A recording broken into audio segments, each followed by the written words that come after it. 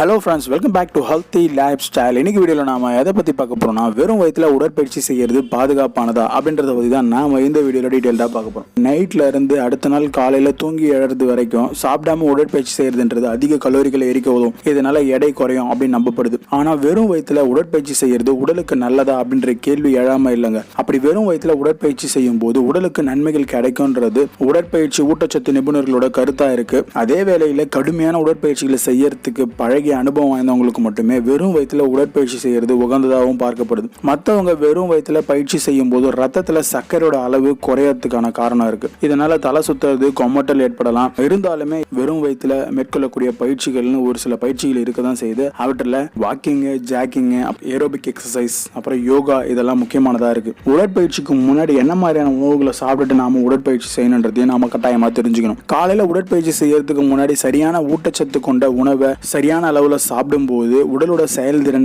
மேம்படும். குறிப்பா உடற்பயிற்சி செய்யறதுக்கு 15 இருந்து 20 நிமிஷத்துக்கு முன்னாடி ஒரு வாழைப்பழம் இல்ல ஆப்பிள் துண்டுகளை கூட நீங்க சாப்பிடலாம். இதை சாப்பிட்றதால உடலுக்கு ஊக்கம் அளிச்சு சோர்வு இல்லாம உடற்பயிற்சி செய்யறதுக்கு உங்களுக்கு ரொம்ப ஹெல்ப் பண்ணும். அதே மாதிரி சீக்கிரத்துல ஜீரணமாகக்கூடிய ஸ்நாக்ஸ் ஏதாச்சும் சாப்பிடலாம். உடற்பயிற்சிக்கு முன்னாடி நீங்க என்ன மாதிரியான உணவுகளை தவிர்க்கணுன்றதை பத்தி இப்ப சொல்றேன்.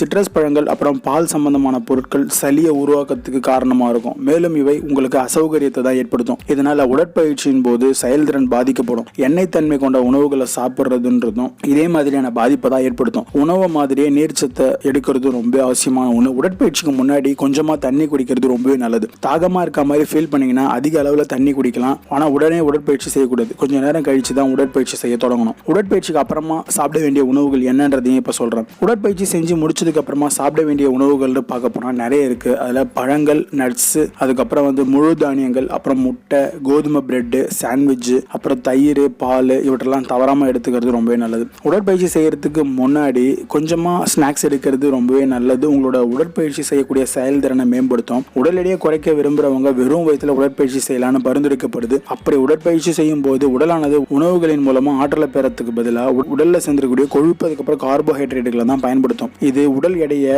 ப்ராப்பரா மெயின்டைன் பண்றதுக்கு ரொம்ப யூஸ்ஃபுல்லா இருக்கும். இருந்தாலும் இது பத்தின ஆய்வுல நிறைய எதிர்மறையான முடிவுகள் தாங்க கிடைச்சிருக்கு. 12 ஆண்களை இந்த மாதிரி ஒரு ஆய்வுக்கு உட்படுத்தினப்போ வெறும் வயிற்றுல பயிற்சி செஞ்சப்போ அவங்களோட உடல்ல இருந்து அதிகப்படியான கெட்ட கொழுப்பு வெளியேறினதை தான் கண்டுபிடிச்சிருக்காங்க. இந்த ஆய்வுக்கு பெண்களை உட்படுத்தினப்ப அவங்களோட உடல் அமைப்புல குறிப்பிடத்தக்க மாற்றம் எதுவுமே ஏற்படலையா. இதுல கவனிக்க வேண்டிய மற்றொரு முக்கியமான விஷயம் என்னன்னா, வெறும் வயிற்றுல உடற்பயிற்சி செய்யும் போது கொழுப்பு, அதுக்கப்புறம் கார்போஹைட்ரேட்டுகளை மட்டும் இல்லைங்க, புரதங்களையும் உடல் பயன்படுத்த ஆரம்பிக்குது. அதை ஈடு செய்யறதுக்காக ஊட்டச்சத்து மிக்க உணவை நாம சாப்பிடுறது ரொம்ப அவசியமான ஒண்ணு. உடலுக்கு தேவையான தசையை உருவாக்கத்துக்கு இது தேவைப்படுது. அதனால உடற்பயிற்சி செய்யறதுக்கு முன்னாடி ஏதாச்சும் நல்ல சத்தான ஸ்நாக்ஸ் எடுக்கிறது ரொம்பவே நல்லது.